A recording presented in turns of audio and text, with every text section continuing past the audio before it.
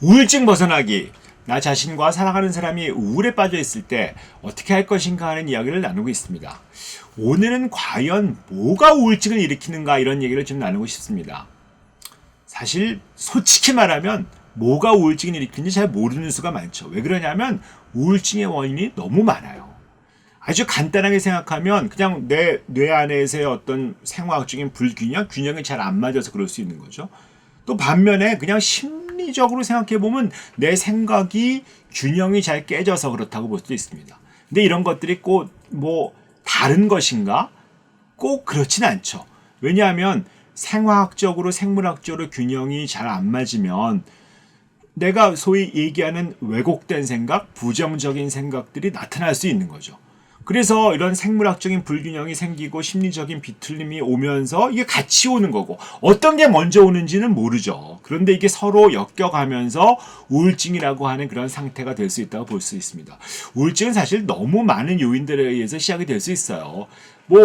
세게 얘기하면 유전적인 소인도 있죠. 우리 부모가 다 우울했고 우리 가족에도 우울한 사람이 많이 있었다는 그런 유전적인 요인도 있을 수 있을 것이고, 그 다음에 어렸을 때 너무 상처 많이 받았은 거, 성장하면서 우리가 얘기하는 트라우마, 그런 것들이 있으면서 너무 힘들었던 고통스러웠던 아동기를 보냈던 것도 있을 수 있을 것이고, 어떤 상실, 잃어버린 거요. 내가 중요한 어떤 대상, 부모님, 사랑 이런 것들 잃어버리는 것들 자체가 우울의 아주 중요한 요인이죠.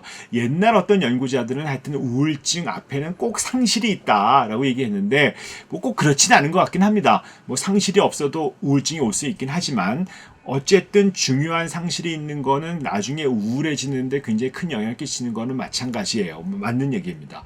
그 다음에 내가 풀리지 않은 어떤 슬픔, 비탄 같은 것도 있고 환경적인 요인도 많이 있죠. 예를 들면 돈이 없는 거, 경제적으로 너무 어려운 경우, 요즘에 IMF 지나서 특히 이제 코로나 이후에 경제적으로 너무 어려워지고 하면서 우울해지시는 분들이 정말 병원을 많이 찾거든요. 근데 돈 문제가 사실 우울증하고 어느 정도 연관이 있을 수 있다라는 건 확실한 사실이에요.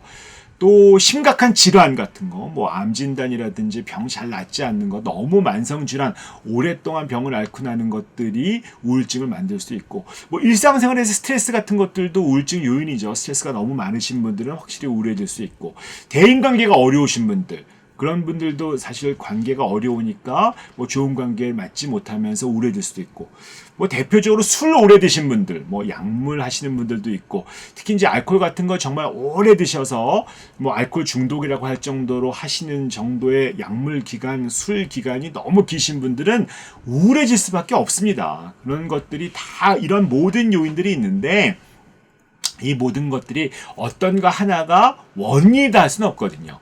이런 것들이 합쳐지는 거죠. 근데 이런 모든 것들 중에 어떤 것들이 나를 우울하게 만드는 요인의 한 가지일 수 있는 거죠. 우울증의 증상이 굉장히 다양하죠. 계속 우리가 말씀드리고 있지만 굉장히 다양한 것처럼 원인도 다양하죠. 어떤 사람은 굉장히 불행한 사건을 한번 겪어서 우울증이 있을 수 있고요. 어떤 사람은 불행한 일이 별로 없는 사람도 있어요. 굉장히 행복한 아동기를 보냈고 별 문제가 없는 것 같은데 그래도 우울하신 분이 있거든요. 우리가 중요한 거는 이 우울증이라고 하는 건 그야말로 병이다 라고 생각하시는 게 맞습니다. 그 병에 특별한 원인이 있을까? 우리가 보면 여러 가지 병들의 원인이 있다고 얘기하죠. 하지만 과연 이런 어떤 만성적인 질환들의 원인을 찾을 수 있을까? 고혈압이 있으신 분들이 짠 거 먹어서 그렇다? 그렇게 얘기할 수 있을까요? 위암이 있으신 분들이 탄 거 많이 먹어서 위암이 생겼다. 당뇨병 있으신 분들이 너무 단 거 많이 먹어서 그렇다 얘기할 수 있을까요?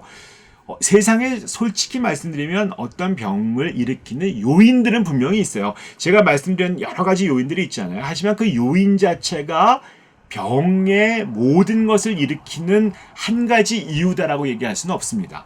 아주 쉽게 얘기하면 나의 체질과 이런 어떤 외부적인 자극 간의 어떤 균형 문제라고 볼 수 있죠.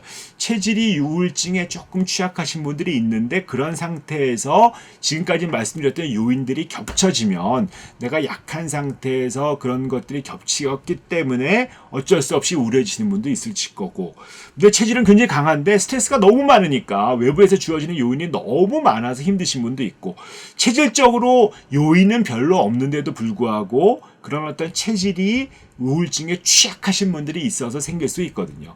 그래서 무엇이 우울증을 일으켰을까 하는 것들은 그렇게 중요한 문제는 안 돼요. 하지만 우리가 좀 알아봐야 되는 것들은 어떤 요인이 우울증을 시작하게 만들었고 악화시켰느냐 이런 것들이죠. 예를 들면 술이 우울증을 악화시켰어 라고 하시는 분들은 사실은 술만 안 먹고 술만 중단해도 심한 우울증은 좀 해결할 수 있게 되는 거죠. 대인관계가 너무 나빠서 그랬어 하면 뭐 대인관계 기술을 좀 배워본다든지 하는 것들도 사실은 좋은 방법들이 될 수 있습니다. 근데 문제는 그런 것들을 해결할 수 없는 것들이 있거든요. 예를 들면 뭐 어린 시절의 나의 트라우마, 유전적인 것들, 뭐 상실, 돈이 없어서 생긴 거, 심각한 질환 같은 것들은 사실은 병을 촉발한 요인은 분명히 있잖아요. 그런데 그 요인을 해결할 수 있는 방법은 없지 않습니까? 지금 뭐 내 경제적으로 어려워서 우울증이 생겼는데 그 경제적으로 어려운 게 그러면 돈을 좀 벌어야 우울증이 낫나요? 그런 건 아니죠. 그러니까 우울증이 시작되는데 경제적인 어려움이 어떤 요인을 돼서 촉발시킬 수는 있죠. 하지만 그런 문제를 해결이 돼야 우울증이 낫는다고 보시는 건 아닙니다. 우울증이라고 하는 것들은 예를 들면 어떠한 병도 마찬가지거든요. 그래서 예를 들었을 때 어떤 병을 시작한 요인이 해결돼야지만 병이 낫는 게 아니라 그 병에 대해서 치료법을 잘 만들어 나가서 치료를 해 나가시면 요인 중에 해결할 수 있는 부분들은 해결하면 좋죠. 근데 해결이 안 되는 부분도 분명히 있을 수 있고 해결이 되지 않아도 병은 치유하면 나아질 수 있다는 어떤 믿음을 가지시는 것들이 굉장히 중요합니다. 우리가 굳이 원인 요인이라고 하는 것들을 해결하지 않아도 좋은 약물 치료 방법, 좋은 심리 치료 방법들, 정신요법들 방법들이 있기 때문에 그런 방법을 잘 올라타서 거기에서 잘 치료해 가는 과정을 다 보면 이런 뭐 해결되지 않았던 문제들, 해결되지 않은 내가 뭐 병이 있는 거, 경제적인 어려움, 관계 안 좋은 거, 유전적인 소인 같은 것들이 해결되지 않더라도 우울증은 반드시 회복될 수 있다. 어떤 내 안에 가지고 있던 생물학적인 불균형, 생각의 불균형만 잘 맞춰 나가면 그런 생각이 좀 변화되고 생물학적인 불균형이 잡혀 나가기 시작하면서 우울증은 반드시 회복될 수 있다는 것들을 믿어주시는 것들이 꼭 필요하다라고 말씀드릴 수 있을 것 같습니다. 오늘은 여기까지 하도록 하겠습니다.